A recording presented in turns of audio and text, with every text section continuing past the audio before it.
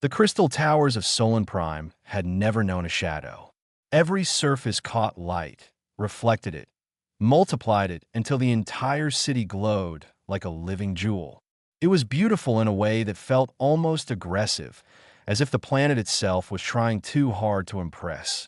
Nora Lindgren stepped off the shuttle ramp and squinted against the brightness.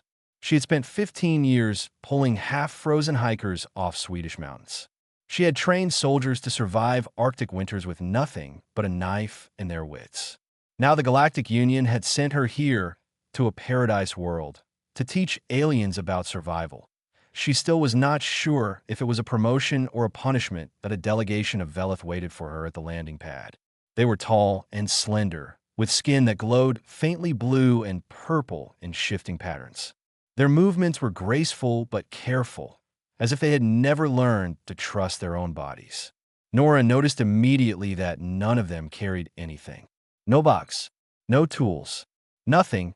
The eldest among them stepped forward. His glow was dimmer than the others, and his movements slower. He introduced himself as historian Oren. "Welcome to Solon Prime," he said through the translation device on his collar. "We are honored that humanity has sent one of their survival specialists to share knowledge with us." Nora shook his offered hand gently. The Velith's grip was weak, almost fragile. "Happy to be here, though I have to admit, your planet does not look like it needs much surviving." Oren's glow flickered in what might have been a smile. Perhaps not, but appearances can deceive. The delegation led her through the city. Nora walked at a normal pace, but within minutes, half of them were struggling to keep up. Their breathing became heavy. Their glows dimmed with exhaustion. After only 500 meters, one of the younger Velith sat down on the smooth ground and could not continue. Nora stopped. "Is something wrong?"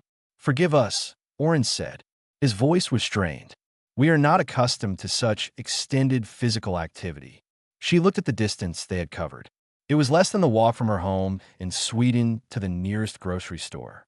These were beings who had built starships and conquered disease and created cities of light.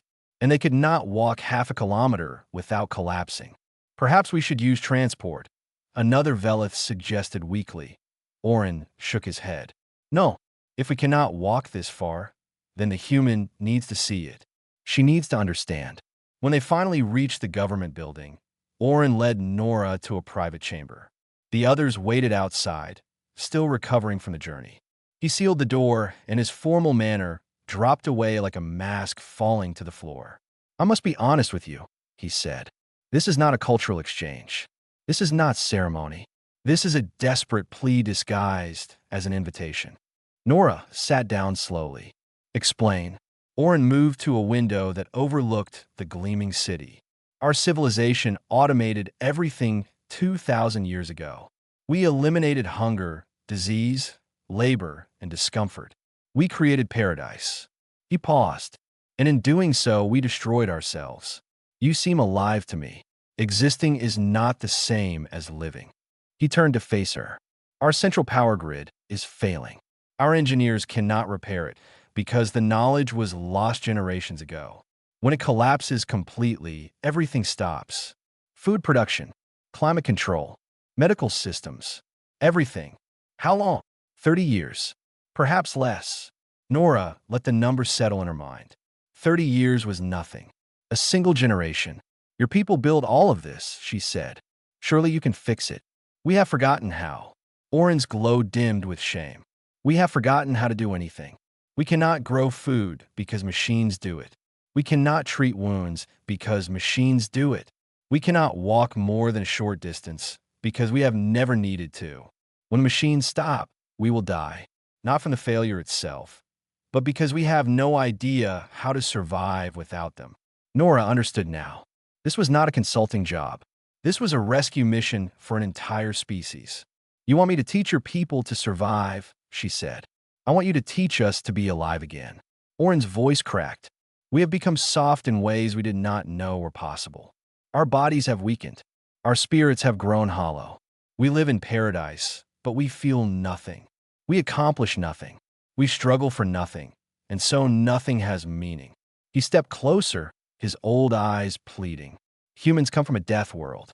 You have ice and fire and poison and predators. You have disease and disaster and war. Yet your species did not just survive. You thrived. You found joy in the struggle. You found purpose in the difficulty. His voice dropped to a whisper. Can you teach us that? Can you teach us to be human? Nora stood and walked to the window. Below, the crystal city sparkled in eternal perfection. Somewhere in that beauty, a species was dying because they had never learned to suffer. She had taught soldiers to build fires in blizzards. She had taught lost hikers to find water in frozen landscapes. But this was something else entirely. This was teaching an entire civilization how to be uncomfortable, how to struggle, how to fail and get back up again. She did not know if it was possible. She did not know if 30 years was enough. She did not know if beings who had never known hardship could learn to embrace it. But looking at Oren's desperate, dimming glow, she knew she had to try. I will need volunteers, she said finally. People willing to hurt, to fail, and to keep trying anyway. Oren's light brightened with hope. You will have them. Then we start tomorrow. Nora turned from the window. And I promise nothing. This may not work. Your people may not be able to change. We must try, Oren said simply. It is the only chance we have. Nora nodded. Tomorrow, she would begin teaching Paradise how to suffer. IT was the strangest mission of her life. 12 Veleth stood in the grass outside the Crystal City. Their glows flickered nervously as they looked at the simple shelters Nora had built. No automated systems. No climate control. Just fabric stretched over wooden frames. 0.1 month had passed since Nora's arrival. Most of Solon Prime considered her a joke. A primitive creature doing primitive things for primitive reasons. The 12 volunteers who stood before her now had been mocked by their families and friends for joining this strange experiment. But they had come anyway. Among them was a young Veleth named Pella. She was smaller than the others, her glow a soft shade of green that rarely dimmed. While the other volunteers looked terrified, Pella's eyes were bright with something Nora recognized. Curiosity. Real, burning curiosity. Today we walk, Nora announced. The Veleth shifted uncomfortably. We walked yesterday, one of them said, for almost 2 kilometers. Today we walk for 5. Silence fell over the group. 5 kilometers might as well have been a journey to another planet. But slowly, one by one, they began to move. Pella walked beside Nora at the front of the group. Why do you smile when you walk? She asked. Doi. Yes. The effort is clearly unpleasant for you as well. Your heart beats faster. You sweat. Yet you smile. Nora considered the question. On Earth, we say that the journey matters more than the destination. The effort itself has value. But why? Effort is uncomfortable. Our civilization removed effort specifically because it was unpleasant. And how does that feel? Living without effort. Pella's glow flickered. She did not answer that be why the 3rd kilometer for Veleth had dropped out. By the 4th, only 6 remained. When they finally reached the 5-kilometer mark, only Pella and 2 others were still standing. The rest sat scattered along the path behind them, being collected by automated medical drones. That evening, Nora gathered the survivors around a pile of sticks and dried grass. Tonight you will make fire without machines. The Veleth stared at the materials as if they were alien artifacts. Fire comes from the heating unit, one said. Everyone knows this. Fire comes from friction and fuel and oxygen, Nora corrected. The heating unit only copies what nature already taught us. She demonstrated the technique. Rubbing sticks together, creating heat through friction, coaxing a spark into flame. It looked simple when she did it. But when the Veleth tried, nothing happened. Their weak hands could not maintain the pressure. Their soft skin blistered after minutes of rubbing. Day after day, they tried. Day after day, they failed out on the 6th day. Pella stayed behind after the others had given up for the night. Her hand were covered in blisters that had burst and healed and burst again. Her glow was dim with exhaustion. But she kept rubbing the sticks together, her face set with determination. Nora watched from nearby, but did not help. Some lessons could only be learned through suffering. Near midnight, a small wisp of smoke rose from Pella's friction point. Her eyes went wide. She blew gently, the way Nora had taught, and a tiny orange flame flickered to life. And then something happened that Nora had not expected. Pella began to cry, not from pain or frustration. These were different tears.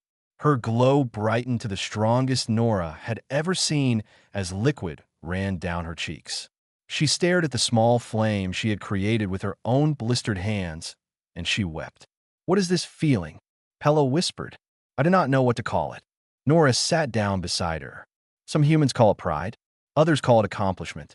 The feeling that you struggled against something difficult and won. We do not have a word for this in our language." Pella's voice trembled. "We automated everything before we needed one." The next morning, word reached the camp that Counselor Desher was coming to shut down the experiment. He was a senior government official who had publicly called Nora's program an embarrassment to Vela civilization. As his transport approached, Nora prepared herself for a fight.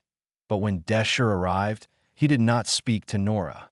Instead, he walked straight to Pella, who was demonstrating firemaking to the other students that he watched in silence as her blistered hands worked the sticks. He watched the smoke rise. He watched the flame catch. And he watched the tears roll down her glowing face as she succeeded again. Desher stood there for a long time. Then, without a word, he turned and walked back to his transport. The camp remained open. That afternoon, another crisis struck. A student named Bellis tripped during a walking exercise and twisted her ankle. She lay on the ground, crying out for automated medical assistance. But Nora had disabled the medical drones in the training area. "You will carry her back to camp," Nora told the others. "Carry her." They looked confused. "With our bodies?" "With their bodies." It took 4 of them to lift Bellis. They stumbled and struggled and almost dropped her twice. The journey back took 3 times longer than normal. But when they finally lowered their injured companion onto a mat inside the shelter, something had changed in their eyes. "I helped her," one of them said quietly. "With my own strength. I helped another person." "When was the last time any Velith physically helped another?" Nora asked. No one could remember. Word of the camp spread through the city. Stories of fire made by hand. Stories of pain endured and overcome. Stories of Velith helping Velith without machines. The next morning, 60 Velith stood outside the camp, asking to join. Nora looked at their soft bodies and frightened eyes and hopeful glows. She thought about the blisters and exhaustion and tears that waited for them. "Welcome to the difficulty," she said. "Let us begin." Wild berries tasted different from synthesized ones. Pella had eaten thousands of meals in her life, but she had never known this simple truth until Nora placed a handful of fresh-picked fruit in her palm. 3 months had passed. The camp had grown beyond anything Nora had imagined. The Velith had started calling it the difficulty place, and the name had spread through the crystal cities like a whisper that would not die. Today, Nora was teaching foraging. She led a group of 30 students through a forest that grew on the outskirts of the automated zones. The Velith walked slowly, their legs stronger now, but still uncertain on natural ground. Most of them had never seen plants growing wild before. "These are edible," Nora said, pointing to a cluster of small purple fruits. "Your ancestors ate them before the automation." The knowledge was lost, but the plants never stopped growing. One student picked a berry and examined it with wonder. "We grew these. Our species, your species survived on this planet for 100,000 years before machines. You hunted. You gathered. You built shelters with your own hands." Nora smiled. "You have simply forgotten." When the students tasted the berries, the reactions were overwhelming. Some laughed with surprise. Some closed their eyes and let the flavor fill their senses. One elderly Velith sat down on a rock and stared at the fruit in his hand as if it contained the secrets of the universe. "This is different," he said. "The synthesizers make perfect nutrition. But this is more. This has struggle in it," Nora explained. "A plant that fought for sunlight. Fruit that survived insects and weather. When you eat it, you taste that survival. Machines cannot replicate that." That night, historian Oren visited the camp to observe Nora's progress. They sat by a fire while students practiced skills nearby. Pella was teaching newer arrivals how to start flames. Others were building simple shelters from branches and leaves. Tell me about human history, Oren said. Tell me how you survived. Nora thought for a moment. There was a time, thousands of years ago, when the planet grew very cold. Ice covered the land. Animals died. Plants disappeared. My ancestors should have died too. What happened? They adapted. They learned to hunt larger prey. They made warmer clothing from animal skins. They discovered fire and used it to survive frozen nights.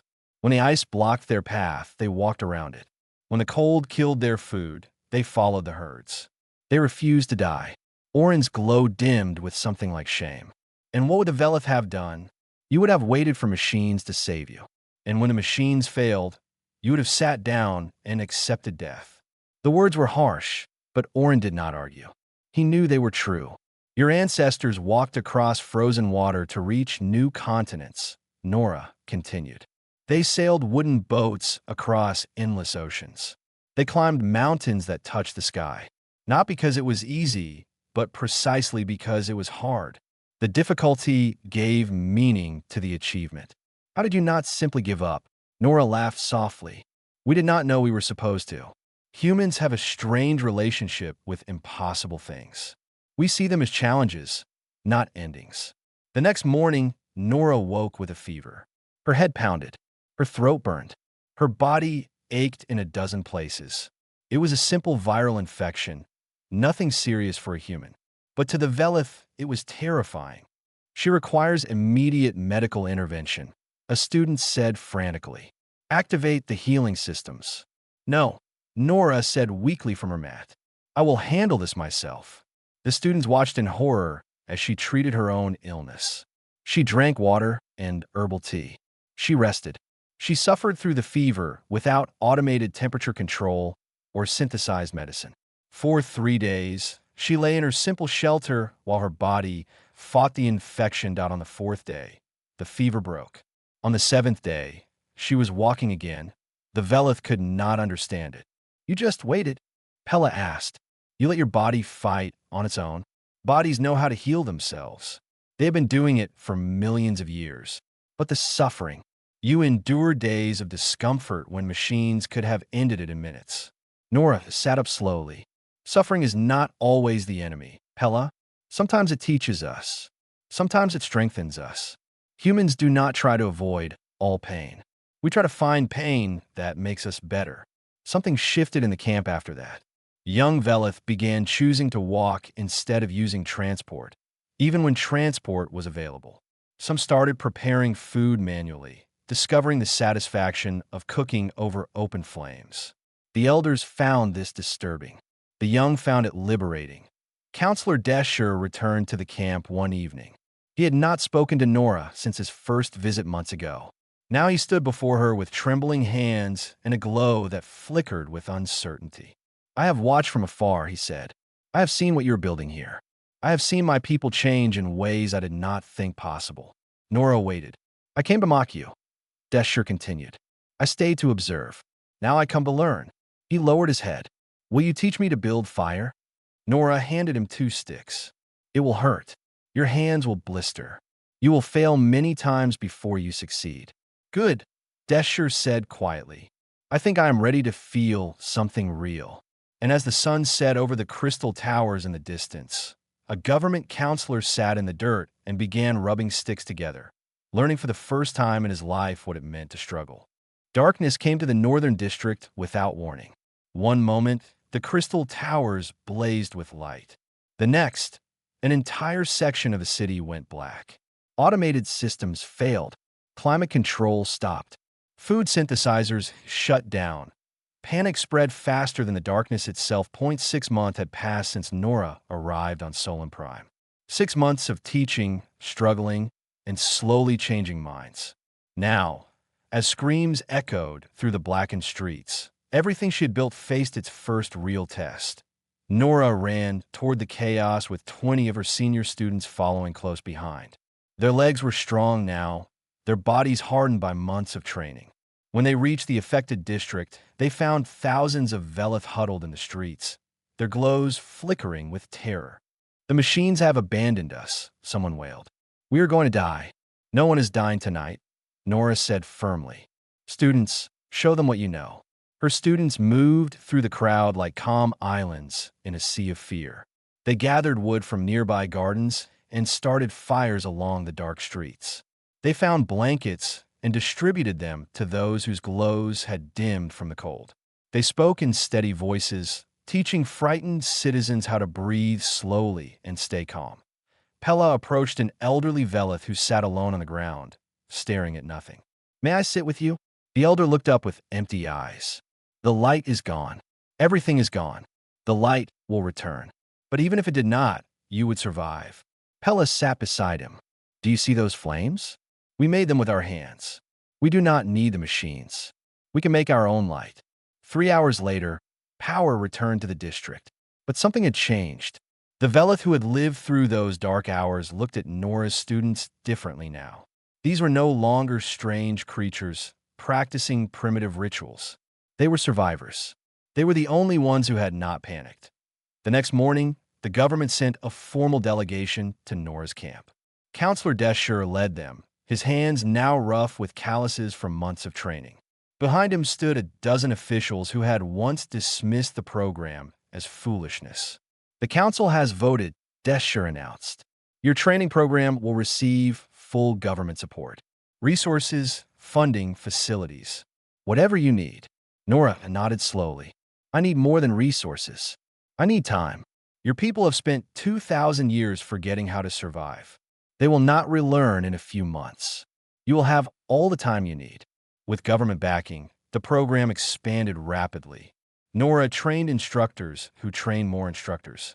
She taught shelter construction to engineers who had never built anything physical. She taught water purification to scientists who had never touched natural water.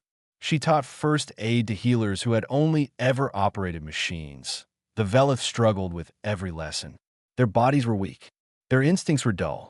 They cut themselves on simple tools and burned themselves on simple flames. But they kept trying. Pella had become one of the best instructors. She led a group of advanced students on longer expeditions now, teaching them to navigate without technology and to find food in the wild. During one expedition, her group became lost in a dense forest. They wandered for 2 days without contact with the main camp. Nora prepared a search party, but before they could depart, Pella's group emerged from the trees. They were tired and hungry and covered in dirt, and they were smiling. We got lost, Pella reported. We had no technology, no communication, no help. We had only each other and what you taught us. And what happened? We built a shelter. We found water. We ate what the forest offered. Pella's glow brightened. We solved problems. We worked together. We survived. She looked at Nora with eyes that held something new. I understand now why humans smile when things are hard. It means you are still fighting. It means you have not given up. That evening, historian Oren asked Nora to walk with him away from the camp. His old body moved more easily now, strengthened by months of training. When they reached a quiet hilltop, he stopped and looked at the stars. I must tell you something, he said. When we first contacted the Galactic Union for help, we told them we had 50 years before total grid failure. Nora waited. The truth is 30 years. Perhaps less. Oren's voice was heavy.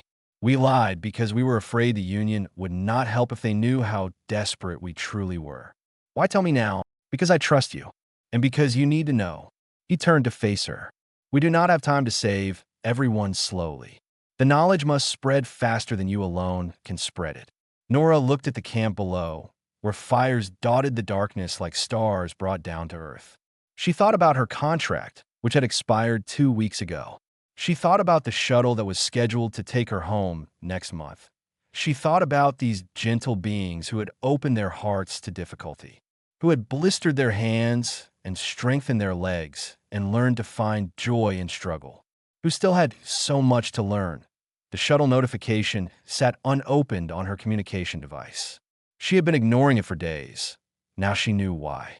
I need to train more instructors, she said quietly. Velith who can teach other Velith. The knowledge cannot depend on me alone. Oren nodded. And will you stay to train them? Nora did not answer with words. She simply deleted the shuttle notification and began walking back toward the camp. There was too much work to do. Smoke rose from 100 cooking fires across the Crystal City. It drifted between the gleaming towers like a gentle challenge to everything the Velith had once believed. 1 year ago, smoke would have triggered emergency responses and panicked evacuations. Now it meant dinner. The world was changing. Nora stood on a balcony overlooking the capital, watching groups of young Velith jog through the streets below. Not walking to destinations. Not using transport. Running for the simple joy of pushing their bodies, feeling their hearts pound, testing their limits. They called it chasing difficulty, and it had become a popular activity among the youth. Everything she had taught was spreading.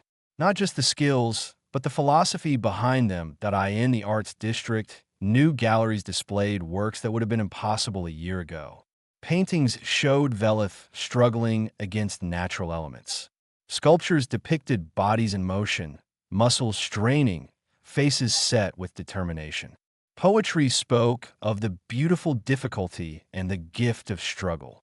Artists competed to capture what they called the most human of emotions, the satisfaction of earned achievement. Pella had become famous across the planet. Her fire-making demonstration, recorded during those early days, had been viewed millions of times.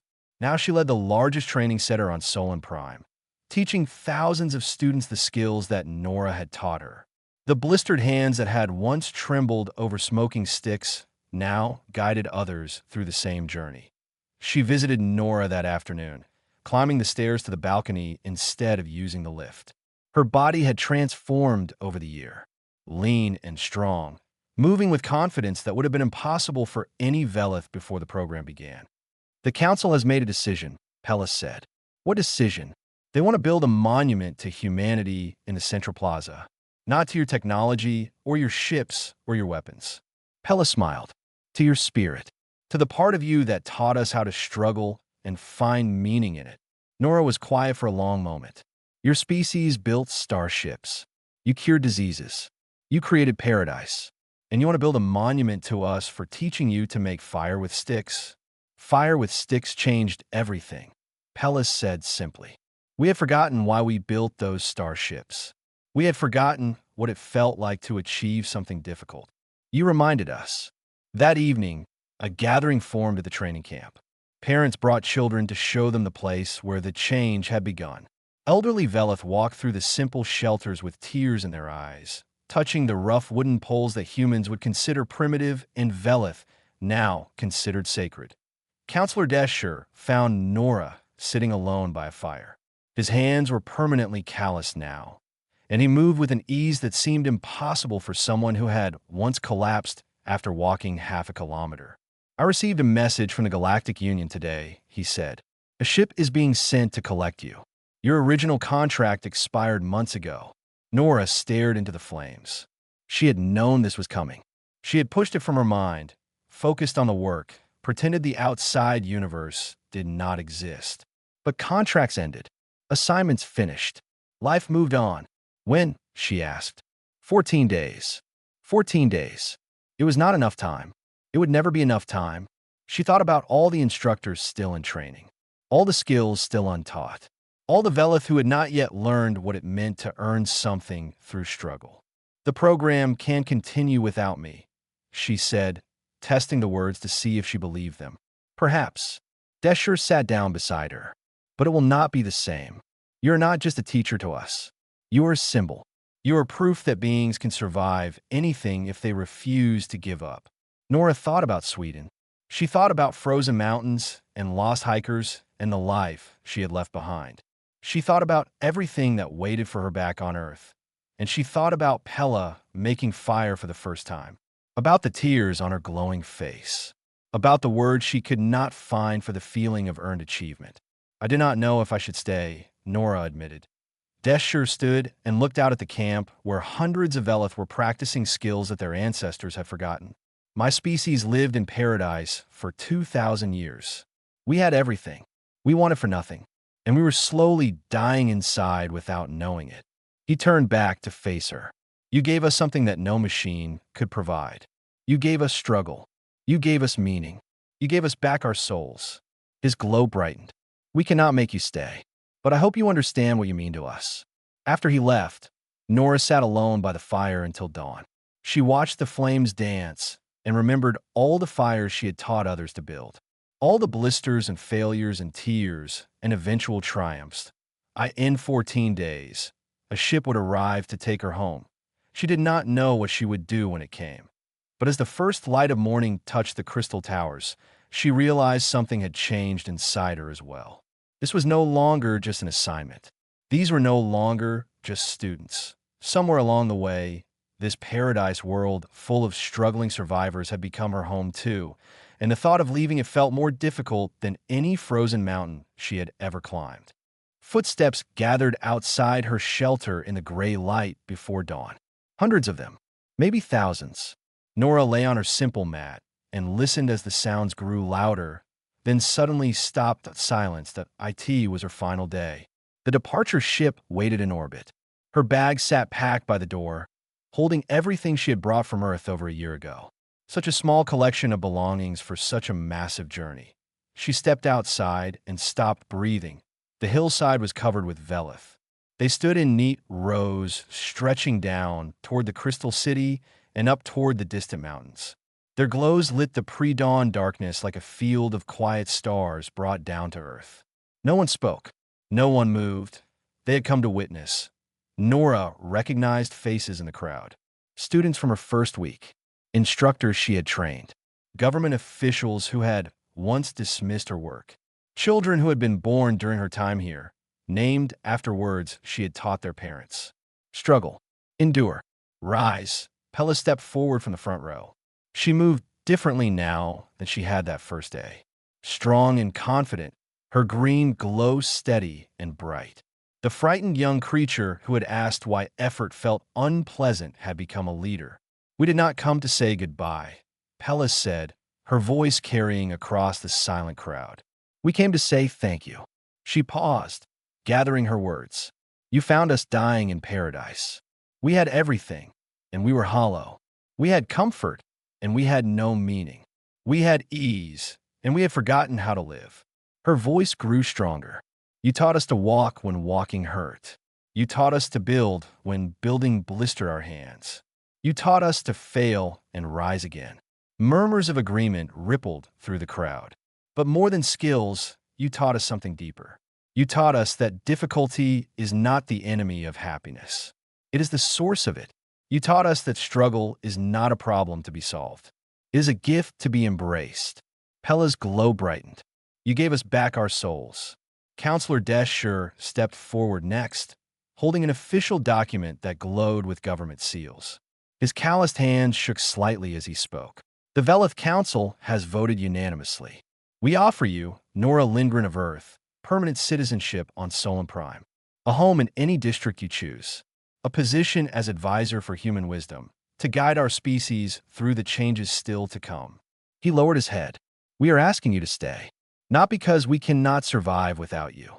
You have trained enough instructors that your knowledge will never be lost. We ask you to stay because you have become part of who we are. Historian Oren walked forward slowly. His old body had grown stronger over the year, but he still moved with the careful grace of someone who had learned movement late in life. His glow was dim with emotion as he stood before her. We beg the universe for salvation, he said quietly. It sent us a single human with calloused hands and strange ideas about suffering. We expected a consultant. We received a miracle. His voice cracked. Please, do not leave us. Not because we need you to survive, but because we love you. The word hung in the air. Love. It was not a word the Velith used lightly. Nora looked at the faces before her. Beings who had once collapsed from walking short distances, now standing strong in the early light. Beings who had never known hardship, now wearing their calluses like badges of honor. Beings who had been strangers 14 months ago, now feeling like family. She thought about Earth. The frozen mountains, the familiar language, the world that had shaped her into someone who could save a species. She thought about Solon Prime. The crystal cities, the gentle beings who had opened their hearts to difficulty. the world that needed her in ways Earth never had. The departure ship waited in orbit. Her bag sat packed by the door, and the answer was suddenly simple. "I was sent here to teach you survival," Nora said, her voice steady. "I did not expect to find a home. I did not expect to find a people. I did not expect to fall in love with a species that wept the first time they made fire with their own hands." She paused, looking across the sea of glowing faces. "But I did. I found all of those things. And I have decided that some journeys are not meant to end. Some destinations are not places you leave. Some assignments become lifetimes." She smiled. "I am staying." The sound that rose from the crowd was unlike anything Nora had ever heard. Not cheering exactly, but something deeper. A harmony of relief and joy and gratitude that seemed to vibrate through the air itself. The Velith glows brightened until the hillside blazed with light, brighter than the rising sun behind them. Pella reached her first, wrapping thin arms around her in the first embrace the young Velith had ever learned to give. Others followed, government officials, elderly historians, children who had never known a world without the difficulty place. Orin stood back, watching with tears streaming down his glowing face. "Welcome home," he whispered. 5 years later, Nora sat by a fire with a new generation of students. The power grid had failed in a distant district that morning. No one had panicked. Velith had calmly helped each other through the darkness, building fires and sharing warmth and solving problems together. Somewhere nearby, a young student struck her first spark. The small flame caught, and tears rolled down glowing cheeks as she felt something she could not name. And on a paradise world that had forgotten how to live, a single human had taught an entire species what it truly meant to be alive. She had never gone home. She had found one instead.